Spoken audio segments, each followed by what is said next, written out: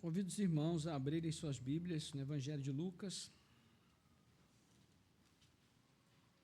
capítulo 2.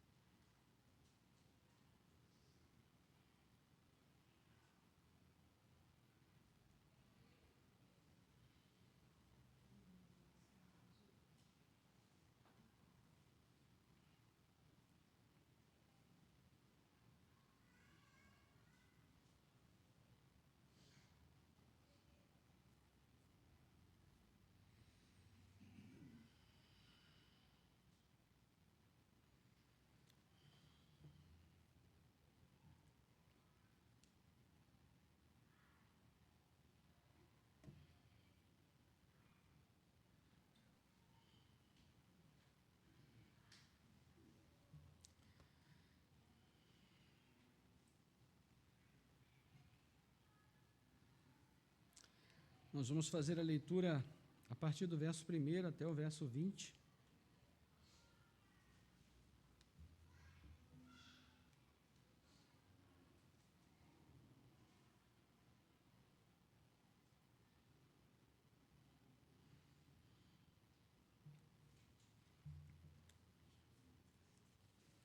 Amém?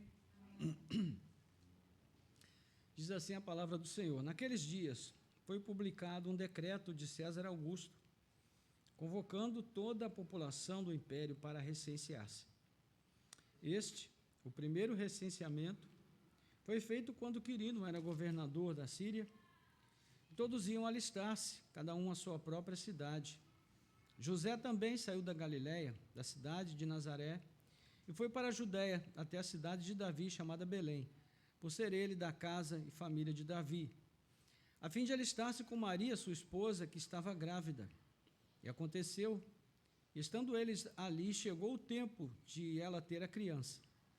Então Maria deu à luz o seu filho primogênito, enfaixou o menino e deitou numa manjedoura, porque não havia lugar para eles na hospedaria. Havia naquela mesma região pastores que viviam nos campos e guardavam seus rebanhos durante as vigílias da noite.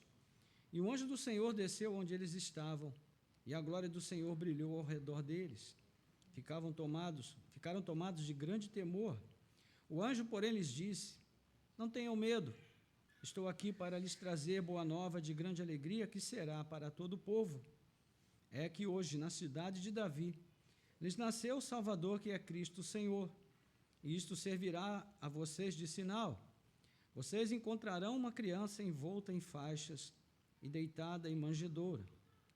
E, de repente, apareceu com o anjo uma multidão do exército celestial, louvando a Deus e dizendo: Glória a Deus nas maiores alturas, e paz na terra entre os homens a quem Ele quer bem.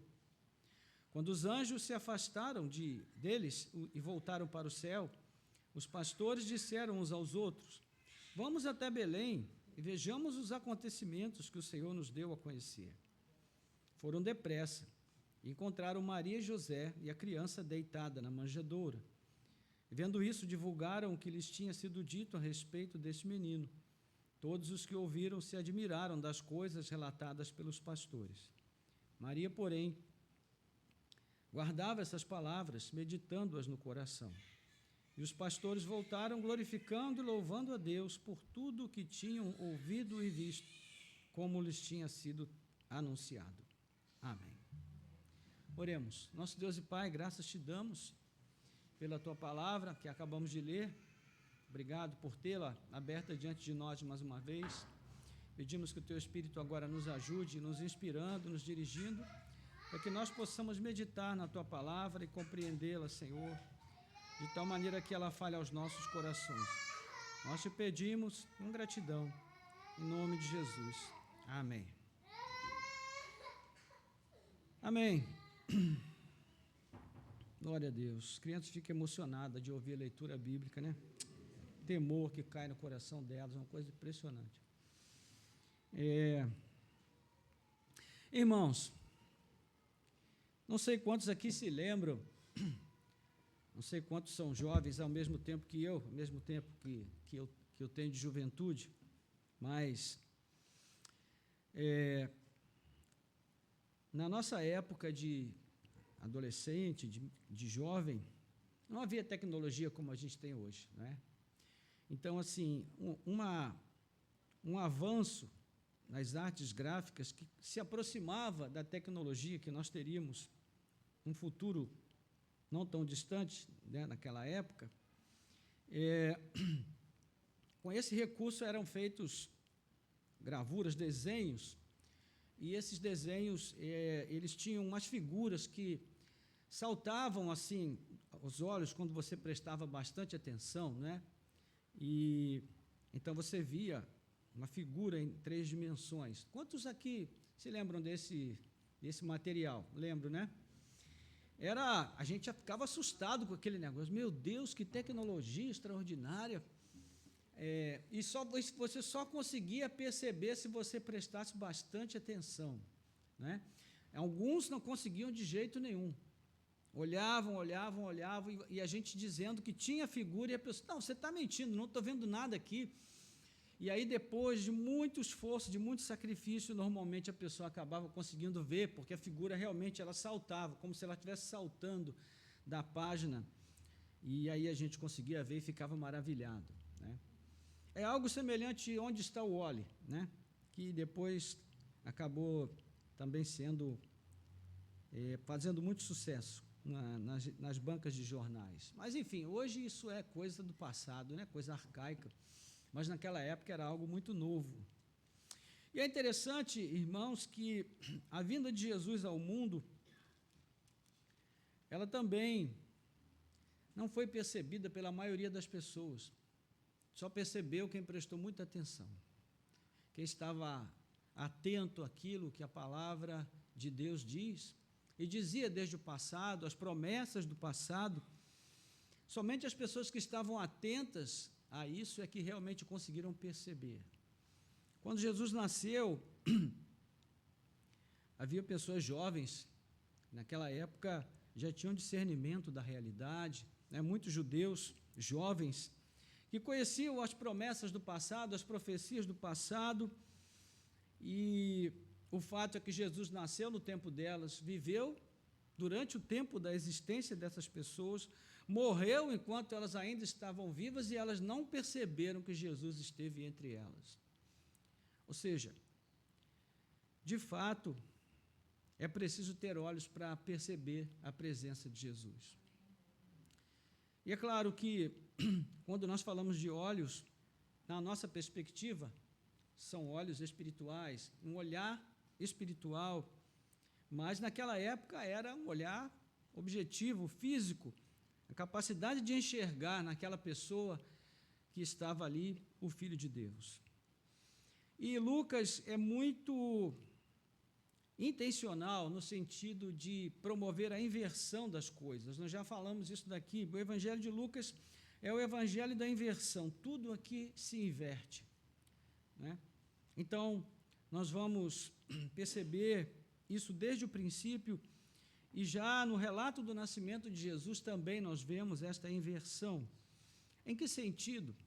No sentido de que Jesus nasce num mundo ocupado, um mundo que está assoberbado de tarefas, está sobrecarregado de afazeres, né? Jesus nasce em meio a um tempo de recenseamento, que era um tempo de muito movimento em qualquer parte onde o recenseamento acontecesse, e naquela época o recenseamento estava acontecendo em Belém, da Judéia, que era o lugar para onde toda a população deveria se dirigir para recensear-se, né? E o recenseamento era muito importante para Roma, como é importante até hoje para muitas cidades e países no mundo, porque era com base nele que o imperador calculava o número de habitantes do império, né? Era a forma que também ele tinha de fazer um planejamento em termos de saneamento básico. né? E o Império Romano foi muito desenvolvido em termos de saneamento básico, né? Água encanada, todas essas coisas. O Império Romano foi muito competente em promover esse tipo de recurso nas cidades, especialmente nas cidades, no interior não tanto, mas nas cidades sim. Então, tudo isso era planejado a partir do número de habitantes que havia no Império, na cidade, no local em si, e também era com base no recenseamento que era calculado o valor do imposto que deveria ser arrecadado, né? Ou seja, os adultos, as pessoas que trabalhavam, que tinham sua ocupação e podiam pagar imposto, eram registradas. Então, era assim que o Império funcionava, e funcionava bem, né? Outra razão do recenseamento era a promoção da chamada Pax Romana, que era a promoção de um ambiente onde não houvesse resistência, onde não houvesse levantes, onde não houvesse confusão, distúrbio, revoltas. E então o Império Romano controlava tudo isso com mão de ferro. Então Lucas é muito preciso nas suas narrativas e ele faz questão de dizer que esse é o primeiro recenseamento, não é? Porque em Atos 5,37 ele vai narrar o segundo recenseamento, mas a ordem de César Augusto veio no tempo determinado pelo Senhor para que Jesus nascesse. Então, como diz Provérbios 19, 21, né? Muitos propósitos há no coração do homem, mas o desígnio do Senhor prevalecerá. E era o desígnio de Deus que durante o tempo daquele recenseamento Jesus nascesse. O Filho de Deus, então, deveria nascer em Belém, e foi pela ordem de César que o casal José e Maria desceu a Judéia, se deslocando em torno de 150 quilômetros de Nazaré até a Judéia, né? Mas foi, acima de tudo, pelo propósito de Deus que isso aconteceu.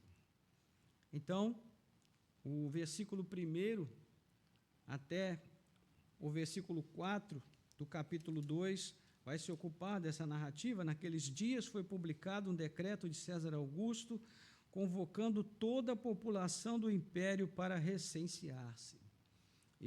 O primeiro recenseamento, foi feito quando Quirino era governador da Síria. Todos iam alistar-se, cada um à sua própria cidade. José também saiu da Galiléia, da cidade de Nazaré, perdão, e foi para a Judéia, até a cidade de Davi, chamada Belém, por ser ele da casa e da família de Davi. Ou seja, era, então, um processo organizacional que estava acontecendo ali. E Jesus nasce no meio desse processo. Isso tudo é intencional da parte de Lucas e é muito importante porque Lucas mostra Jesus como uma pessoa real que nasce num mundo real, né, onde havia registro de documentos, onde havia personagens que são conhecidos pela história humana, que estão presentes nos livros de história, né, de todos os tempos. Então, Lucas mostra com precisão o nascimento de Jesus como essa pessoa real, que realmente viveu entre nós. Não é uma figura mitológica, não é um semideus, ele é um ser real, uma pessoa que realmente nasceu como gente, como ser humano, como qualquer um de nós, e viveu entre nós. O verso 5 diz que quando José e Maria desceram para Belém, né, foram com o fim de alistar-se, e aconteceu que, estando eles ali, chegou o tempo de ela ter a criança. Ou seja, é algo extraordinário, né, que desde o momento em que Jesus foi fecundado no ventre de Maria por obra do Espírito Santo, teve início, então, esse processo de sua gestação de um modo absolutamente normal. Embora Jesus fosse o Filho de Deus, fecundado no ventre de Maria pelo Espírito Santo, a sua gestação vai acontecer de um modo natural, como de qualquer criança, 9 meses. Né? Ou seja, apesar de todo o processo sobrenatural de sua existência, enquanto o tempo não se completou, Maria não iria dar à luz. Então, exatamente nesse tempo que acontece o recenseamento romano, são os dias de Maria dar à luz. Por aí a gente vê também que o recenseamento era algo do qual não se podia fugir, né? Porque estando ela já nos dias de dar à luz, se fosse hoje, ela estaria em casa com as perninhas para cima de repouso, né? Esperando o tempo ali para não correr o risco de afetar o bebê de alguma forma ou ter complicações no parto, mas naquela época não tinha essa conversa, né?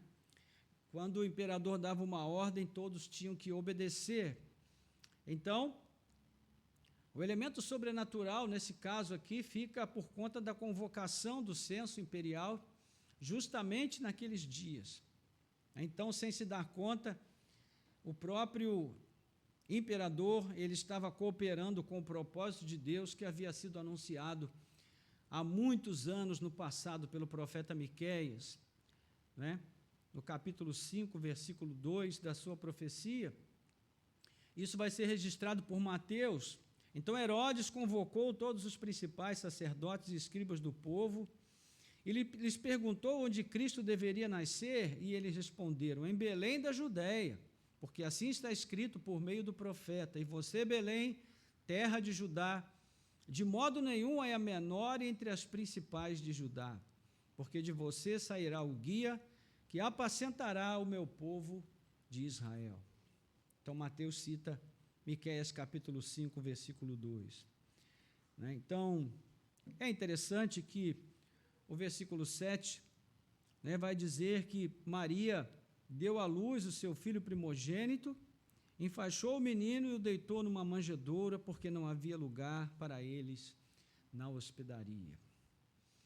Nós falamos no início que Jesus nasceu num mundo ocupado em todos os sentidos, ocupado, cheio de pessoas, e de pessoas ocupadas com os seus afazeres. Então, naqueles dias de recenseamento, era normal que a cidade estivesse cheia, né, de funcionários de Roma que estavam ali para realizar o censo, de pessoas que se deslocaram de outros lugares para ir até Belém para participar do recenseamento. Então, é muito provável que tenha sido oferecido a José e Maria ou um curral de animais que era um anexo às casas daquela época, ou mesmo uma gruta onde eles puderam se alojar, né? O termo manjedoura também é um termo que acabou sendo consagrado pela maneira como nós o entendemos, né? Nós fazemos aquele cestinho de madeira para mostrar que foi ali que Jesus nasceu. Mas a palavra em si, no grego, ela significa apenas o comedouro de animais. Então poderia ter sido até no chão que Jesus foi colocado, talvez ali arrumando um pouquinho de palha ou de feno que era dado aos animais, e talvez ali Maria tenha deitado o menino Jesus, né? Mas nós consagramos a manjedoura como aquela caixinha de madeira, então vamos ficar com ela, né? Porque se a gente tirar a manjedoura do nosso presépio, vai ficar muito esquisito, né? Então vamos deixar a manjedoura quietinha lá no lugar dela. Mas, enfim, basicamente é isso, irmãos. E é interessante que Lucas ele tem uns detalhes na narrativa de Lucas que, se a gente não prestar atenção, passa despercebido por nós. E aqui tem dois detalhes muito importantes. O primeiro é que Lucas vai mencionar por 3 vezes este fato de Jesus ter sido posto numa manjedoura. Ele fala isso no versículo 7, né? Depois ele vai repetir aí no versículo 12, e ele vai de novo falar a mesma coisa, a mesma informação no versículo 16, que nos mostra uma ênfase no texto, né? E essa ênfase, ela procura mostrar esse contraste que existe entre o mundo em que Jesus nasce e a própria pessoa de Jesus. Jesus nasce nesse mundo imperial, onde o imperador Augusto não era um nome, era um título, significa sublime, né, divino, majestoso, ou seja, alguém que está acima de tudo e acima de todos. E esse César Augusto, ele era uma pessoa tão venerada tão admirada que existia o próprio culto ao imperador, imagens eram construídas, estátuas eram erigidas em nome desses imperadores, em sua homenagem, e eles eram tidos como pacificadores e salvadores da nação, da pátria, do império. Ou seja, eles tinham esses títulos todos, né?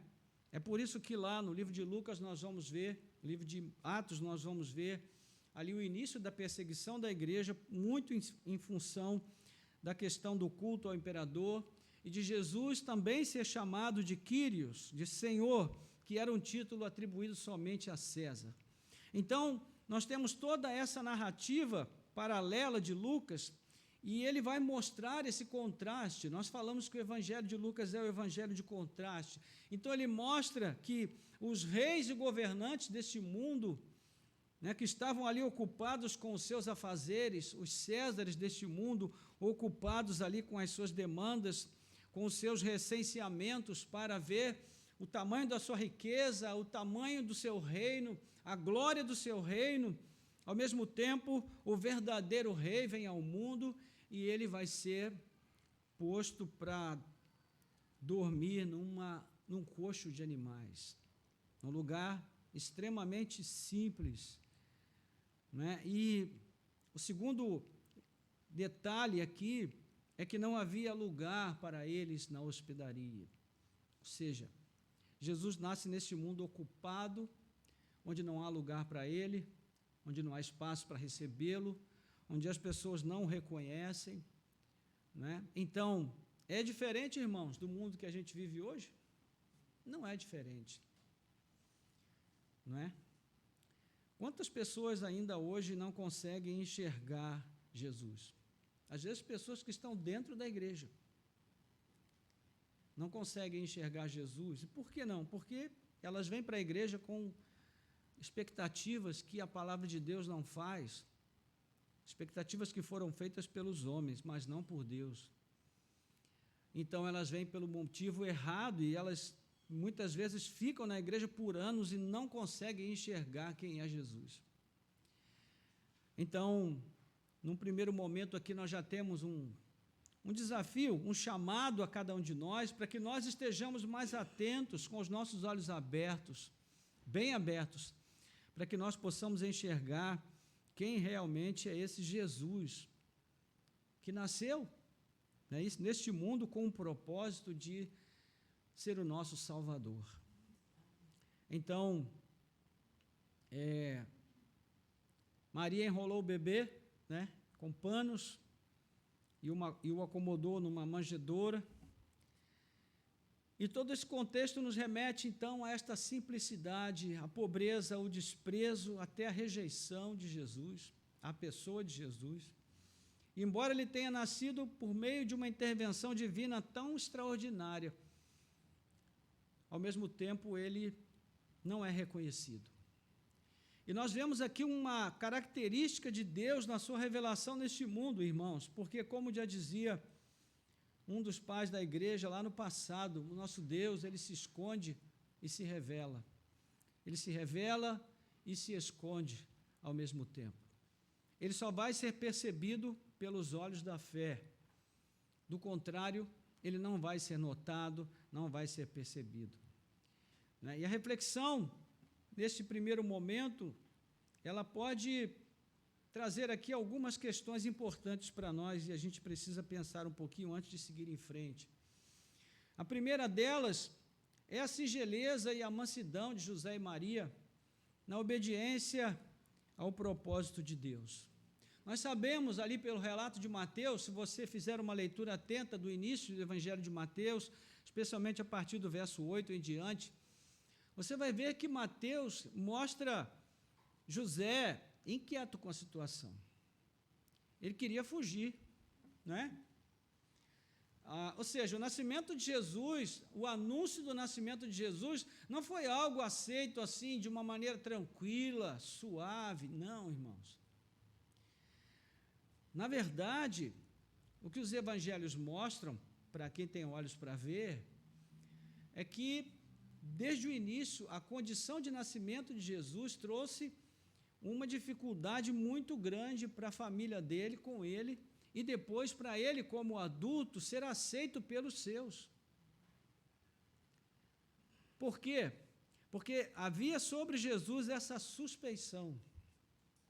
Ele era filho de José e Maria, mas José sabia que ele não era fruto, não é, da sua contribuição, que ele não havia transmitido a sua carga genética para aquela criança, que Maria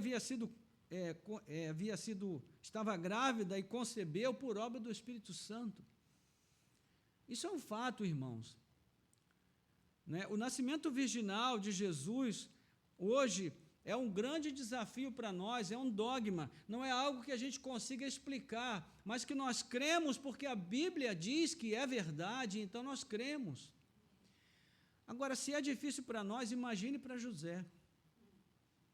José não tinha o Novo Testamento, não tinha o Evangelho de Mateus, ele não tinha o Evangelho de Lucas, não tinha nada, ele só tinha o Antigo Testamento e as promessas. E em nenhuma das promessas isso foi previamente anunciado. Então, o que José tinha era o testemunho do anjo, que chegou para ele e disse: José, não faça o que você está pensando em fazer, não fuja, fique, porque o que está acontecendo aqui é de Deus. José obedeceu. Então, irmãos, se nós não devemos venerar e prestar culto ou acender velas para José, nós também não devemos desprezar a sua atitude de obediência incondicional a Deus. Bem como de Maria, a menina que do nada se transformou na mãe do Salvador, sem nenhum preparo, não teve CETEB, não teve CIEB, não teve CCB, não teve escola bíblica, não teve nada para preparar, foi do nada assim, o anjo chegou e disse: Maria, você vai dar à luz ao Salvador do mundo. E a nossa impressão ao ler o texto é que Maria disse: tudo bem então, normal, tranquilo, deixa comigo. Irmãos, nós estamos falando de pessoas reais, que existiam no mundo real, onde havia necessidade de comer, vestir, né, beber, havia necessidade de prestar contas para uma sociedade que tinha tantos preconceitos e muitos mais, além dos que nós temos ainda hoje, em relação a essas questões morais e éticas. Então, nós não podemos condenar José quando ele pensou em fugir. Né? E se o anjo não tivesse dito para ele ficar, ele certamente teria fugido. Então, a singeleza e a mansidão desse casal, que mesmo tendo esse desconforto no coração, em nenhum momento da narrativa se mostra uma atitude indignada, aborrecida, revoltada. Pelo contrário, à medida que o texto avança, nós temos a impressão que eles vão simplesmente descendo os degraus, até chegar ao ponto onde a vontade de Deus vai se cumprir na vida deles. Isso, irmãos, é uma primeira lição para nós. Nem sempre nós entendemos o que Deus está fazendo, mas nós precisamos crer que Deus sempre está fazendo algo. As nossas vidas não são vividas ao sabor do vento da história. Nós temos temores no coração, sim, temos, e é normal que nós os tenhamos, mas eu quero dizer para você, meu irmão, minha irmã, né, nós estamos agora chegando no final de mais um ano, e nós criamos expectativas para o ano que virá, não é? E queremos deixar algumas coisas do ano que está ficando com ele para trás. Mas eu digo para você, não coloque a sua expectativa em governos. Não coloque a sua expectativa em promessas humanas. Não pense que o seu futuro está nas mãos do presidente da República, do ministro da Economia, do deputado. Seu futuro não está nas mãos do vereador, do prefeito. O seu futuro não está nas mãos do seu patrão. O seu futuro não está nas mãos de pessoas. O seu futuro está nas mãos de Deus. E sendo assim, você pode ter paz no coração. Ainda que você tenha inquietações, porque é normal que você as tenha, assim como todos nós temos, assim como José e Maria tinham, mas eles estavam apenas seguindo o fluxo que Deus determinou. Então eu digo para você, Siga o fluxo que Deus tem determinado na sua vida, em obediência, esperança e fé. Entregue o seu caminho ao Senhor, confia nele e o mais ele fará. Amém? A outra coisa interessante que nos chama atenção é a demonstração de que o ser humano não precisa de muito na vida. Porque a pessoa mais rica e mais importante que existe no universo, ela veio a este mundo sem nada, chegou a este mundo sem nada, viveu neste mundo sem nada e foi embora deste mundo sem nada. Mas, ainda assim, ele fez toda a vontade de Deus, sem deixar passar uma vírgula do propósito de Deus na sua existência terrena. Às vezes, irmãos, nós achamos que precisamos de tanto para fazer a vontade de Deus, não é?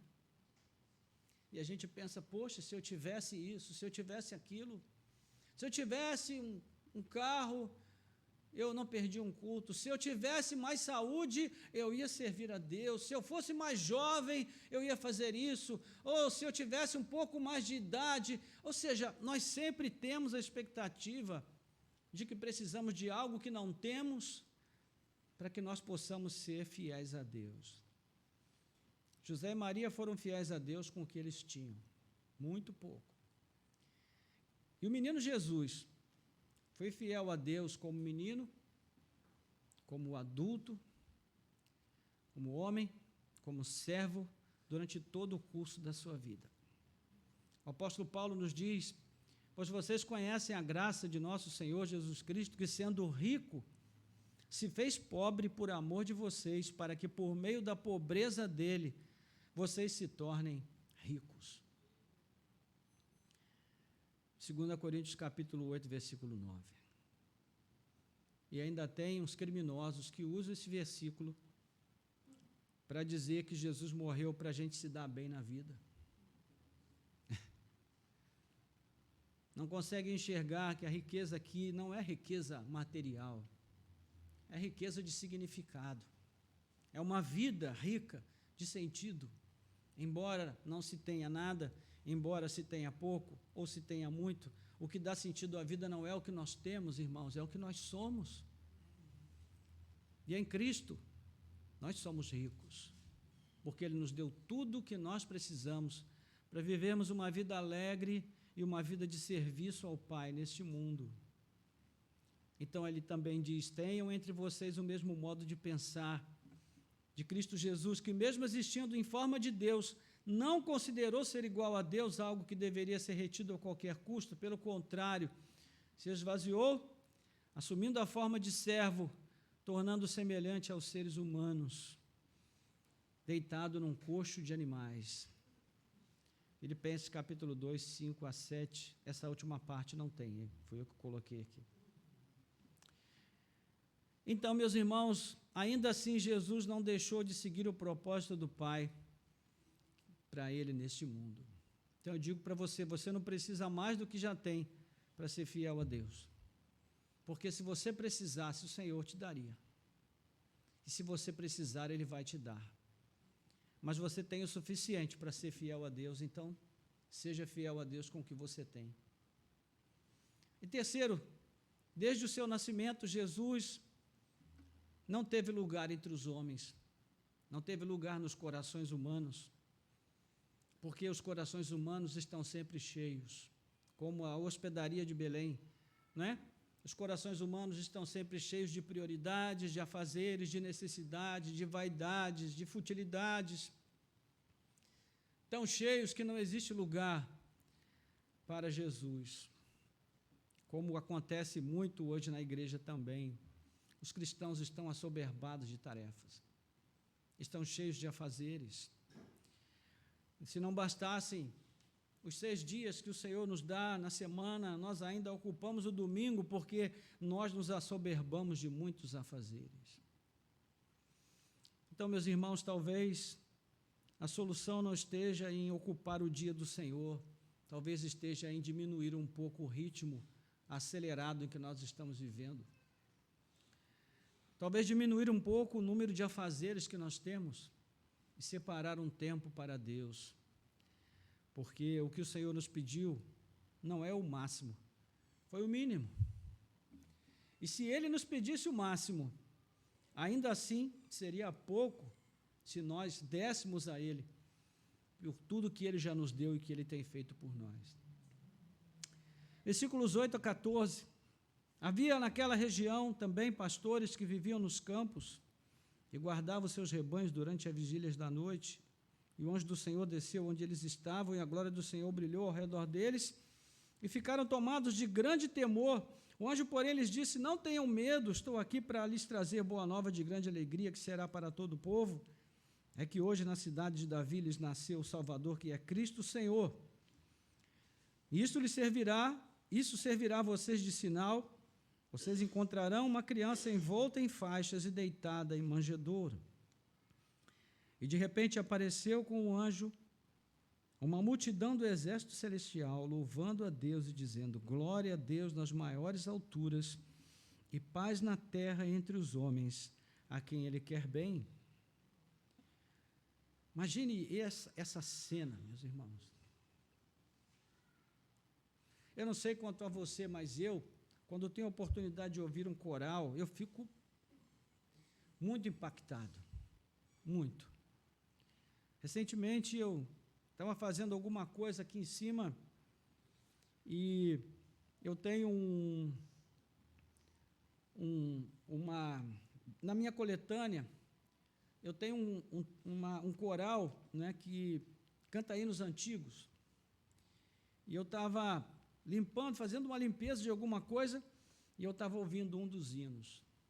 De repente, eu fui tomado de uma alegria tão grande, de uma presença de Deus tão grande na minha vida, que eu tive que parar e glorificar o nome do Senhor. São experiências que o Senhor não prepara a gente para ter, mas às vezes Ele dá e a gente fica chocado quando isso acontece, né? Agora, imagine você um coral de anjos. Rapaz, isso daqui é para parar o comércio, né? Um coral de anjos cantando para aqueles pastores, né? Veja o que Lucas faz. Nós estamos falando aqui, irmãos, de um contexto de recenseamento, onde o imperador, que é o Senhor de tudo e de todos, né, estabelece que o seu reino precisa funcionar bem, porque Ele é o promotor da paz, da justiça, da verdade. Ele é o Salvador daqueles que vivem no império, Ele é o grande Senhor. Veja que Deus se ocupa aqui de mandar um coral de anjos para louvar a Deus e fazer um concerto especialmente para um bando de pastores. Isso não é extraordinário, irmãos? O senso de valor de Deus é muito diferente do nosso. O Senhor valoriza pessoas e coisas que para nós não tem nenhum valor, não é? Ele coloca peso e valor nessas pessoas e nessas coisas, enquanto nós as desprezamos. Veja que Paulo vai falar isso, não é?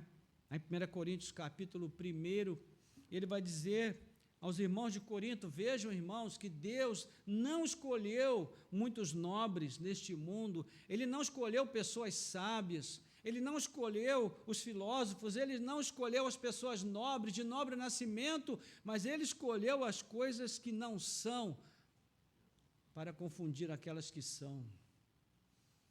Ele confundiu os sábios neste mundo em sua loucura, que eles chamam de sabedoria, com a sabedoria de Deus, que lhes parece loucura. Ou seja, é uma inversão total que Deus realiza.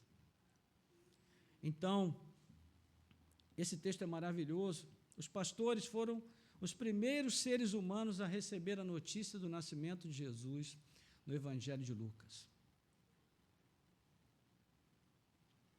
Não é interessante isso, irmãos? Você sabe quem são as pessoas, as primeiras pessoas que recebem as notícias importantes neste mundo? São os governantes das grandes potências, né? Tem aquele telefonezinho especial, agora não tem mais, antigamente tinha, né? Tipo aquele telefone do Batman vermelhinho, né, onde, quando acontece alguma coisa especial, o telefone vermelho toca, e aí o governante poderoso ouve lá e diz, olha, isso aí não vamos divulgar. E quantas coisas a gente não sabe que já aconteceram, estão acontecendo, ainda vão acontecer e não chegam nem ao nosso conhecimento. E aqui, a notícia mais importante de todos os tempos é compartilhada com um bando de pastores. Isso segue o modo que Lucas opera no seu evangelho, apresentando a encarnação de Cristo no curso da história humana tão comum, não é como um fato histórico num tempo, num lugar, e em meio a desdobramentos políticos e sociais. Os pastores estavam entre as pessoas mais desprezadas pela aristocracia religiosa judaica. Eles não podiam participar de cerimônias litúrgicas porque eles praticavam uma profissão considerada impura. Eles eram discriminados, estavam à margem da sociedade, e da perspectiva social, eles se contaminavam no contato com os estrangeiros também, porque eles vendiam a lã fora do país. Eles eram ignorantes da lei, pobres demais para perder a oportunidade de comer ou praticar um jejum 2 vezes por semana, porque toda a chance de comer eles tinham que aproveitar. Mas ainda assim foi a eles que o anjo anunciou em primeira mão o nascimento do Salvador.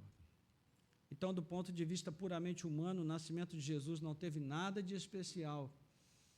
As primeiras testemunhas foram uma gruta de animais, um bando de rejeitados, mas é preciso ter olhos para ver o que Deus está fazendo, irmãos. Porque, do ponto de vista correto, o nascimento de Jesus ganha outra repercussão. Então, o porta-voz da boa notícia não é nada menos que um anjo cheio de glória. A sua aparência fez tremer os pastores, não é?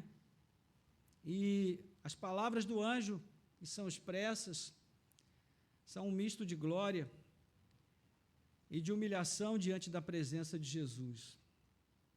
Né? Então, os versos 10 e 11 diz, o anjo, porém, lhes disse, não tenham medo, estou aqui para lhes trazer boa nova de grande alegria, que será para todo o povo. É que hoje na cidade de Davi lhes nasceu o Salvador, que é Cristo, o Senhor.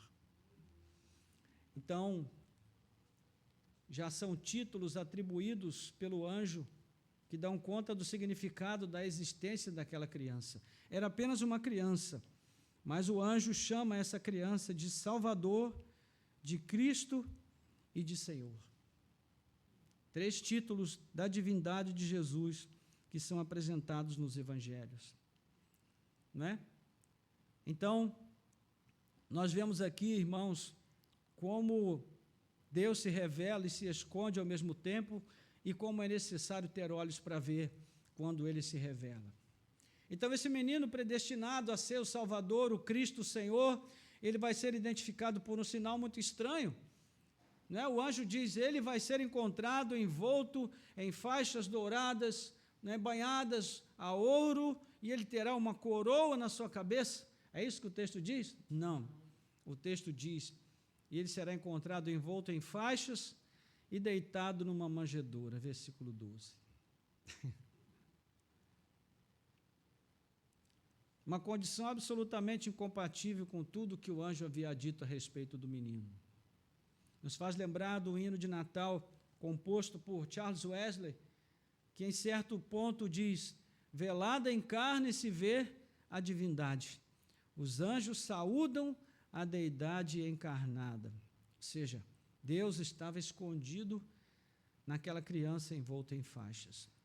Este foi o sinal de contradição profetizado por Simeão, lá no capítulo 2, versículo 34, né, mais um pouquinho à frente, quando Simeão vai dizer para a mãe do menino, eis que este menino está destinado tanto para a ruína, como para a elevação de muitos em Israel, e para ser alvo de contradição. Por que contradição? Porque poucos viram nele o Messias que realmente ele era. Condição humilde e desprovida deste Salvador fez com que a maioria o desprezasse. Então, irmãos, novamente nós vemos o contraste na sequência da narrativa, né? O bebê envolto em faixas e deitado em manjedoura, agora vai receber o culto desses seres celestiais né, que aparecem ali, e a sua mera aparição faz os homens tremerem. Né? De repente, apareceu com o anjo uma multidão do exército celestial, e então eles vão cantar este coro extraordinário e louvar o nome do Senhor, o nome deste Salvador, que naquele momento é apenas um menino, um único exército que anuncia a paz que Deus concede aos homens é o exército celestial. Mais um contraste, né? Se apenas um anjo, aquele que foi dar a notícia aos pastores, se apenas este único anjo tivesse uma ordem de Deus para destruir completamente aquele império, ele teria feito. Apenas um anjo. Não é? E Jesus nasce no meio desse contexto imperial, o império que era mantido por suas legiões romanas, que eram famosas pela sua capacidade de conquistar vitórias no campo de batalha. Um exército que vencia e se estabelecia por meio da imposição da força, do poder, da morte. E ao contrário, quando o exército de Deus se manifesta no cenário, ele é um exército que anuncia a paz, anuncia a vida, anuncia a graça. Glória a Deus nas maiores alturas e paz na terra entre os homens a quem Ele quer bem. Percebe como Lucas vai fazendo esses contrastes e ele vai mostrando a diferença que existe entre a mentalidade humana a respeito de Deus e a mentalidade de Deus a respeito de si mesmo e da sua forma de se revelar e, ao mesmo tempo, se esconder dos seres humanos.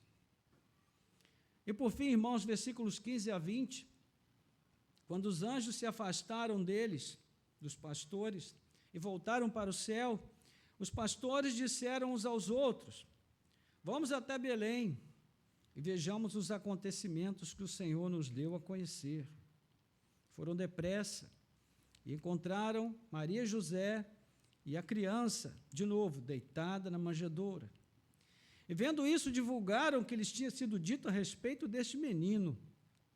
Todos os que ouviram se admiraram das coisas relatadas pelos pastores. Maria, porém, guardava todas estas palavras, meditando-as no coração. E os pastores voltaram glorificando e louvando a Deus por tudo que tinham ouvido e visto, como lhes tinha sido anunciado. Então, os pastores mal puderam esperar para correr para Belém e ver o que os anjos haviam anunciado. Eles foram depressa, diz o texto, estavam ansiosos para ver Jesus. Que diferença, não é, irmãos? Que eles devem ter sentido quando viram o que os anjos haviam anunciado. Eles saíram de um encontro assustador com anjos cercados de glória e majestade para ver o Filho de Deus, o Deus encarnado, numa gruta simplória. Uma pequena família, testemunho de alguns animais, e aquele bebê recém-chegado ali, enrolado em alguns panos comuns, não é? Ou seja, não havia trombeta tocando, não havia nada de especial, entre aspas, acontecendo no cenário. Mas os pastores, depois, saíram e contaram tudo o que haviam ouvido dos anjos a respeito de Jesus. Não é interessante que eles tenham saído para dar esse testemunho de uma maneira tão afoita, sem refletir sobre essas coisas, sem pensar sobre isso, sem pesar sobre estes significados? O texto diz que eles já saíram de imediato e foram contar a todos os que tinham visto e ouvido, e todos se apoderaram de admiração. Mas, em contraste, Lucas diz que Maria, por sua vez, guardou no coração as palavras e meditava sobre elas. E com o tempo ela iria se tornar uma ardorosa serva daquele bebê testemunhando dos seus sinais e esperando em oração o cumprimento das suas promessas, não é? No Evangelho de João, capítulo 2, versículo 5, onde Jesus faz o seu primeiro milagre, Maria está ali para testemunhar quem é o seu filho realmente. No capítulo 1 de Atos, versículo 14, Maria está também junto com a congregação orando e aguardando a promessa do Espírito Santo. Ou seja, ela não é a intercessora mor. Maria não tem o poder de convencer Jesus a fazer nada, mas ela é uma pessoa que teve um privilégio extraordinário dado por Deus. E nós aprendemos com ela que a melhor forma de você realmente identificar quem é Jesus e recebê-lo como ele é e entender aquilo que Deus fez por ele, através dele, né, e na vida dele também, é fazendo o que ela fez. Guardar essas palavras nos nossos corações e meditar a respeito delas. Nós não temos, como brasileiros, nós não temos muito hábito de meditar nas coisas que nós ouvimos, não é? A gente mal ouviu, já sai contando para todo mundo, sem saber sequer o significado daquilo que a gente ouviu. A gente não apura para saber se o que ouviu é verdade, se não é. Não faz uma pesquisa para ver se o que foi dito para nós é verdadeiro ou não. A gente simplesmente sai falando por aí. É assim que se espalham os boatos. Quando a gente ouve uma coisa e não tem o cuidado de perceber, de procurar investigar para ver se aquilo é verdadeiro ou não. O que Maria estava fazendo aqui era algo mais ou menos semelhante a isso. Ela estava investigando dentro de si mesma todos esses fatos, pensando sobre isso, refletindo sobre essas coisas, para entendê-las melhor. E isso é algo que nós precisamos também fazer, irmãos. Meditar as palavras de Deus. É como o boi que tem o hábito de ruminar, né? Ele come o capim, digere o capim, depois o capim volta e ele mastiga mais um pouco e ele retira todas as proteínas daquele troço, não sobra nada. E é isso que nós deveríamos fazer com a palavra de Deus, nós deveríamos ruminar a palavra, mas às vezes a gente simplesmente a recebe, esquece que ouviu e segue a nossa vida como se nunca tivesse ouvido. Mas a gente precisa recuperar esse hábito de meditar. O que Maria fazia era obedecer o Salmo 1, não é? Bem-aventurado aquele que medita na lei do Senhor de dia e de noite. Então, nós chegamos ao verso 20, e os pastores voltaram glorificando e louvando a Deus por tudo que tinham ouvido e visto, como lhes tinha sido anunciado. Ou seja, aqui nós vemos o cumprimento também da palavra de Deus na vida desses pastores, né, que foram chamados ali naquele primeiro momento, embora eles tenham saído de modo tão afoito, mas eles foram chamados para testemunhar algo que deveria ser compartilhado, assim como nós vamos ver depois no testemunho dos evangelhos, que é a boa nova, a boa notícia, que deve ser compartilhada com todos que cruzarem o nosso caminho.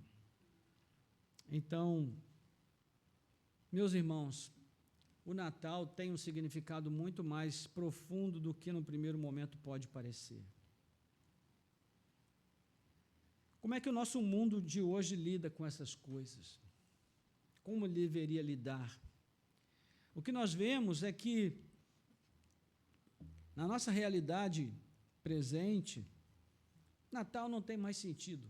Nós vivemos hoje num mundo pós-cristão, meus irmãos.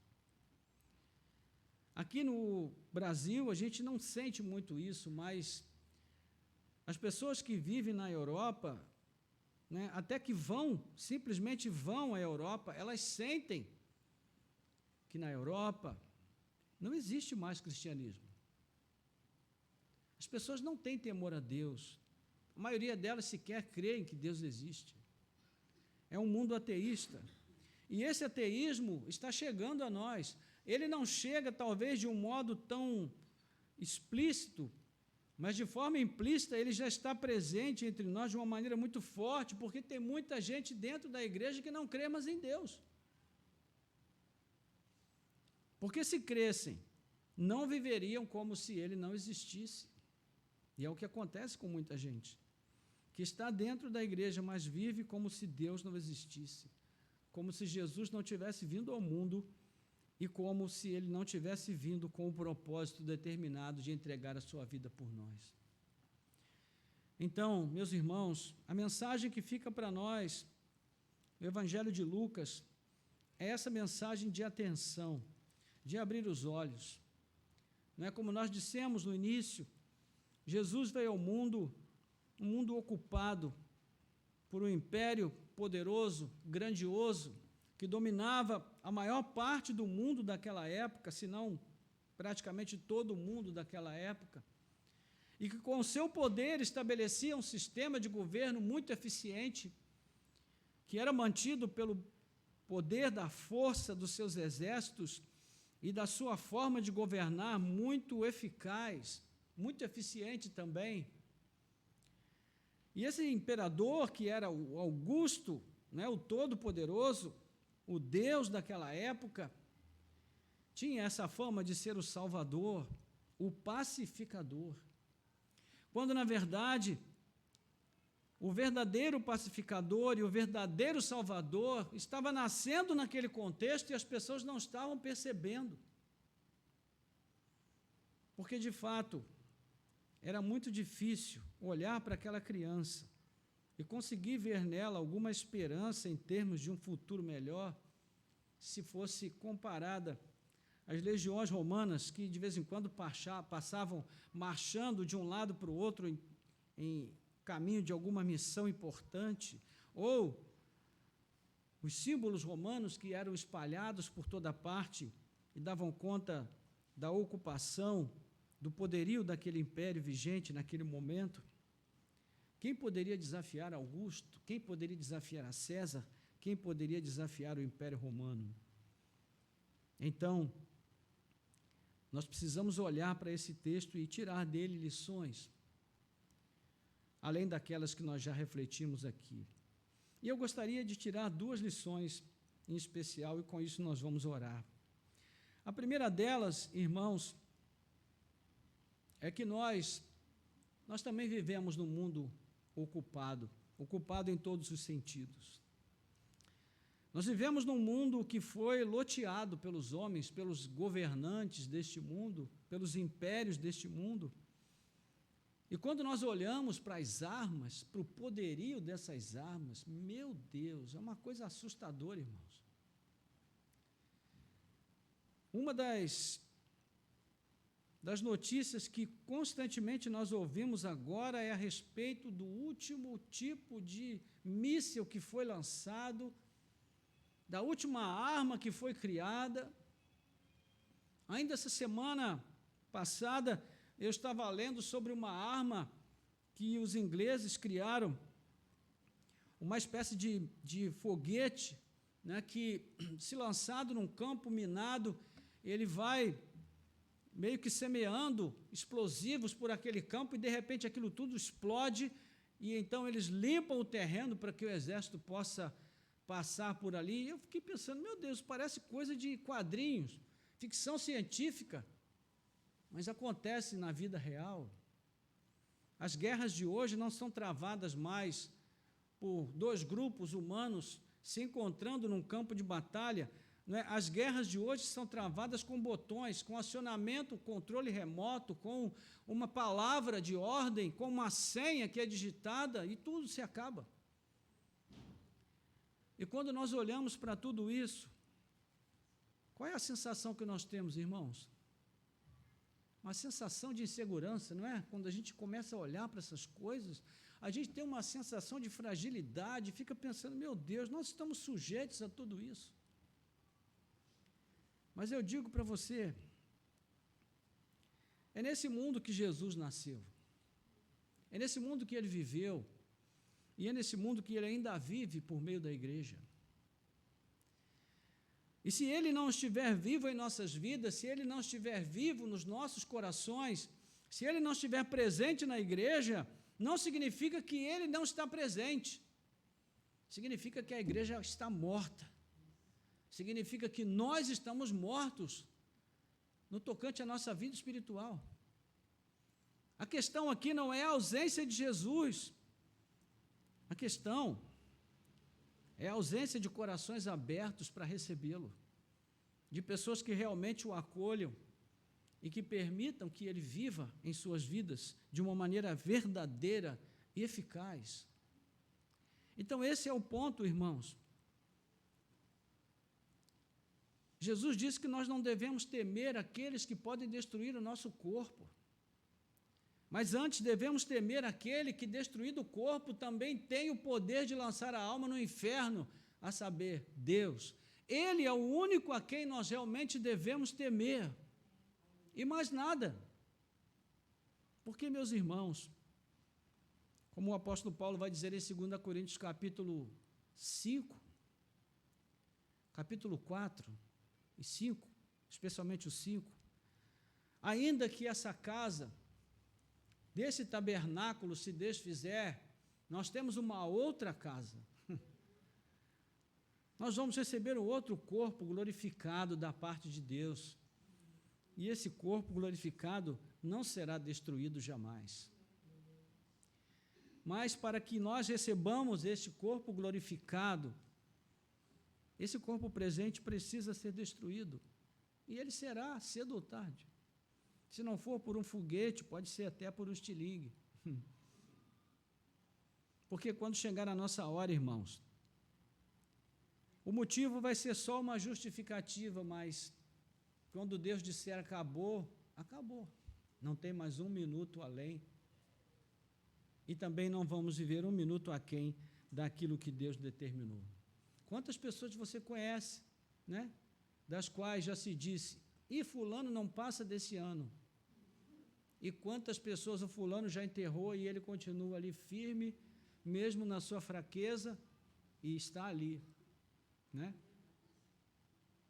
E ao mesmo tempo, quantas pessoas jovens, na flor da idade, já foram ceifadas deste mundo. Então, irmãos, nós não precisamos temer o sistema. Será que vai haver guerra? Não vai haver guerra?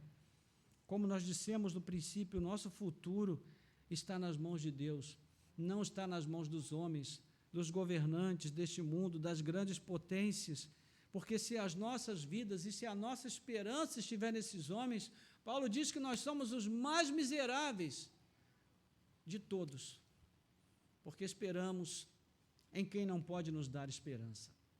Mas se a nossa esperança está firmada em Cristo, então nós temos paz com Deus. Então, que nesse Natal, além de todos os bons presentes que você pode receber, e eu espero que você receba muitos, mas que você receba um renovo da sua fé, da sua esperança em Deus, da sua capacidade de se firmar no Senhor e não depositar a sua confiança e esperança nos homens e nas pessoas. E a segunda questão que eu gostaria de compartilhar, e aqui nós vamos terminar para a gente orar, é que, irmãos, nós não devemos subestimar a revelação de Deus a nós. Deus fala conosco. Deus fala contigo, fala comigo, Deus fala com a gente. Infelizmente, hoje o que está acontecendo é que as pessoas estão terceirizando a sua fé, elas estão colocando a sua fé em pregadores, em profetas de plantão, em pessoas que têm uma amizade assim com Deus, que estão ali na portinha do céu, ouvindo tudo que Deus está falando e transmitindo para elas, e então as pessoas estão colocando a sua fé e a sua esperança nessas pessoas, estão transmitindo a sua fé em Deus por meio dessas pessoas. Meus irmãos, só existe um mediador entre Deus e os homens, e esse mediador é Cristo. É por isso que ele veio ao mundo, é para isso que ele nasceu. para ser o nosso mediador. Nenhum Adão pode mediar a nossa relação com Cristo, com Deus e com Cristo. Só o próprio Senhor Jesus pode mediar esse relacionamento. Então, não se menospreze. Não entenda que aquele pregador poderosão, né, da mídia tem uma fé maior do que a sua ou melhor do que a sua. Aprenda a duvidar dos homens e não de Deus. A gente inverte, né, irmãos? A gente duvida de Deus e acredita piamente no que dizem os homens, mas inverta isso outra vez. Volte a confiar plenamente em Deus e duvide dos homens, porque os homens podem falhar, os homens podem cair, nós podemos fraquejar, nós podemos falhar, mas Deus não. Então, eu quero dizer para você, confie no seu relacionamento com Deus. Invista nesse relacionamento. Entenda que Deus quer falar com você coisas que talvez Ele não fale aqui do púlpito, mas Ele pode falar no seu coração, na sua alma, ali no seu momento devocional com Deus, né? Então, entenda que Deus tem, sim, interesse e desejo de revelar Cristo ao seu coração de uma maneira especial, assim como Ele fez com esses pobres pastores, que não eram pessoas importantes, influentes, que não tinham o seu nome na placa, na rua, não eram pessoas que participaram de grandes eventos importantes no mundo, estavam ali simplesmente fazendo o seu trabalho, e foi nesse afazer diário que Cristo foi revelado a eles. Então, quem sabe, o Senhor não queira falar com você enquanto você está lá fazendo o seu trabalho diário, não é? Limpando uma casa, varrendo o chão, lavando a louça, e eu não estou falando aqui só para as mulheres, porque o homem também lava a louça, né? Também varre o chão, e, enfim, enquanto você está trabalhando lá na repartição, fazendo a sua parte, se a sua mente estiver ligada no Senhor, Ele pode falar contigo, e Ele certamente quer falar contigo. Amém? Vamos orar, curve a sua cabeça.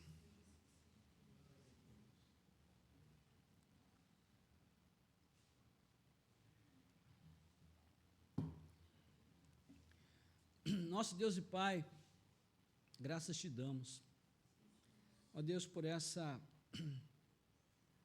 esse tempo de reflexão nesta manhã, na luz da Tua Palavra.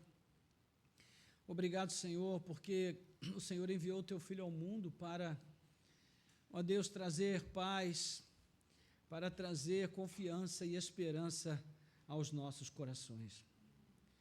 O Senhor o trouxe num contexto, Senhor, de opulência, num contexto de grandeza, de poder humano, revelado no império que naquele momento dominava o mundo inteiro.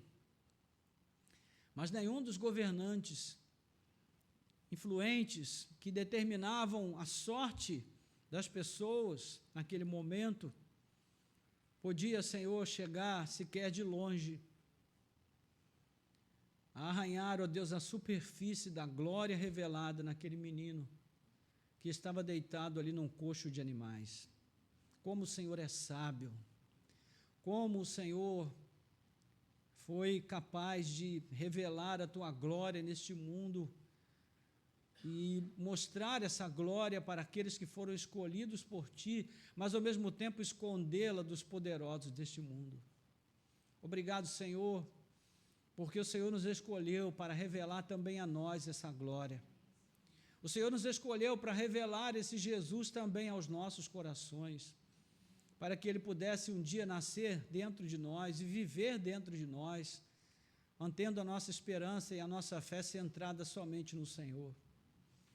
Ó Deus, nós te pedimos que o Senhor renove esta confiança, essa esperança nos nossos corações, que o Senhor tire de nós, ó Deus, a ingenuidade de pensarmos em confiar em pessoas, em instituições, em homens, ó Deus, em partidos, em governantes, ó Pai, quando tudo isso, Senhor, não é nada, é apenas um poder temporal, passageiro, que o Senhor tem concedido aos homens, para que através deles mesmo sem entendimento, os teus propósitos e planos se cumpram, Senhor.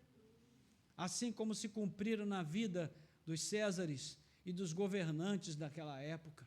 O teu plano se cumpriu através das vidas deles. Quem sabe o que o Senhor está fazendo hoje aqui no nosso país, Senhor, no meio de toda essa impiedade que nós estamos vendo. Abre os nossos olhos e os nossos ouvidos, para que a Tua palavra, Senhor, encontre lugar dentro de nós, e ela estabeleça claramente para nós, ó Deus, que só existe um que realmente está sentado no trono, e esse é Jesus, o nosso Senhor e Salvador. E não há outro governante que possa sobrepujar o seu poder, a sua glória e o seu propósito de se cumprir em nossas vidas. Então, Pai, tira todo o temor dos nossos corações, todo o medo, todo o pânico em relação ao futuro. Que o Senhor nos faça lembrar que o nosso futuro já está garantido e ele está nas Tuas mãos, Senhor. A nossa história já está escrita até o final. E o final é um final glorioso, cheio de resplendor, de alegria, de contentamento e satisfação. Então, Pai, traz à nossa memória esta lembrança constantemente, para que a nossa vida cristã seja vivida com alegria e confiança na Tua presença. Senhor, ajuda-nos também, Pai, a vencermos, ó Deus, os complexos que temos, que muitas vezes nos faz diminuir a nós mesmos.